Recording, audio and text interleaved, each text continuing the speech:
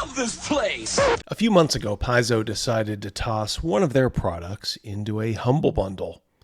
That's a group of products, in this case tabletop role-playing games, that are put together at a highly discounted price to raise money for a certain cause. Was this cause kids with cancer? Abused pets, perhaps? No, it was to help these poor, unfortunate creatures. Something called Trans Visibility Day. Needless to say, when I got a look at some of the products in this Humble Bundle, it led me down a pretty dark rabbit hole. Although I probably should have known that, given where Paizo posted their virtue signal, over on Blue Sky. Enough said.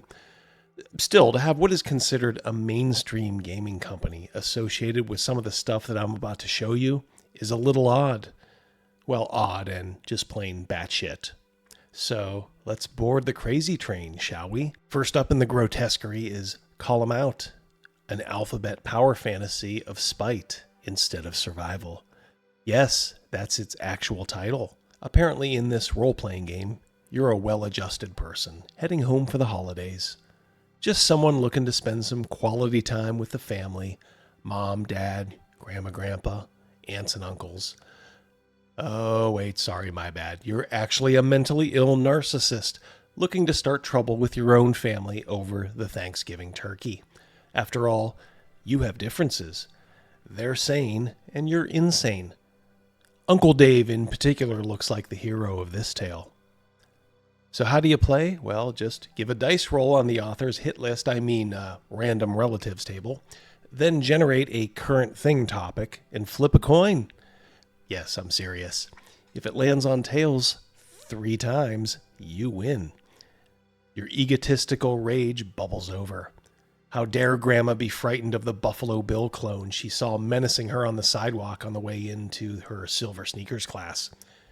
You give her the what for she's been asking for in such a way that everyone applauds your stunning bravery. They all laugh at Grandma, which I guess is supposed to be good. And that's odd too, because I thought the whole family was against you.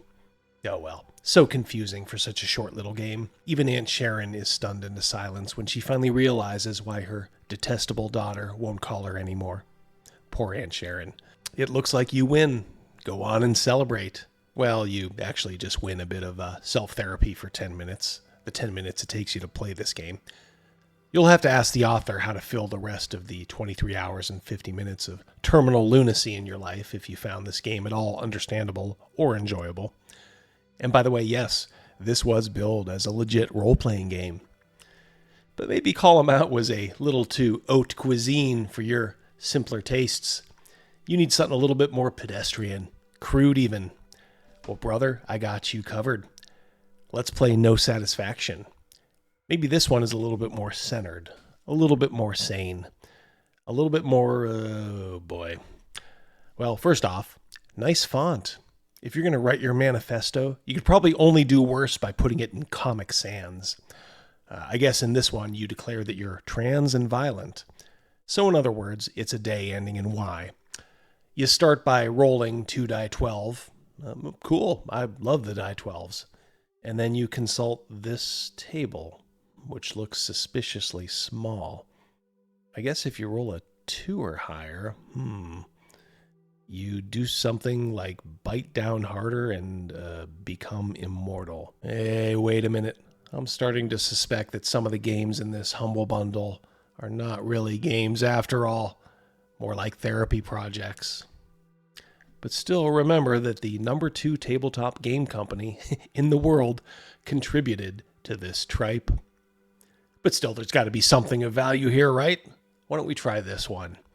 It's from someone named Harper J. Hey, that sounds like a friendly name. I'm sure we're going to get a nice, playable game. No unnecessary confrontation or messaging or violence. Oh, for the love of God. That's right. The battle cry of the broken things that scream into their cell phones all day and make TikTok gold for some of us has been turned into its very own RPG. And at just 2 pages, it's a perfect match for their intelligence and maturity. Still, it's going to be a little funny when the players that it's aimed at start reflexively punching themselves. Well, that's before they remember that they've been completely brainwashed. Now I know what you're wondering. Double D, you say, this Punch-a-Yahtzee game is deep. Will there be a sequel? Well, in the most highly anticipated sequel since Ernest Goes to Africa, Harper J also gave us Punch a Fucking Billionaire. It's a little derivative if you ask me, but you're free to come to your own conclusions. Now, do you think he meant this billionaire? Something tells me he may have meant someone else. All right, let's do one more, shall we? How about Reduce, Reuse, and Revolt? Love the minimalist style here. Condor DM would be proud. But what is this game actually about? Well, I guess it's the future. There's climate meltdowns, huge population shifts, refugees, and natural disasters. Sensing a pattern here. Well, hey, at least you're not terrorists. Oh, boy. Yeah, if you let the corpos and their cronies label you, you'd call yourself a terrorist. But you're actually just a warrior. After all, you shut down fossil fuel extraction with blockades. You hack the bank accounts of those mean old oil executives and redistribute their wealth. Boy, redistributing the wealth, that's something that this guy would be very, very proud of. Oops, sorry, I forgot. That was from the Marx is everything that the left accuses everyone else of being pile. It's okay, though. I'm sure your favorite lefty goons will be treating old Carl just like they do H.P. Lovecraft any day now. So who are the heroes of Reduce, Reuse, and Revolt? Well, I'm glad you asked. How about a middle-aged corporate drone whose neighborhood got tapped to be a water source for an AI farm? Does this really happen? For the love of God. Turn it off!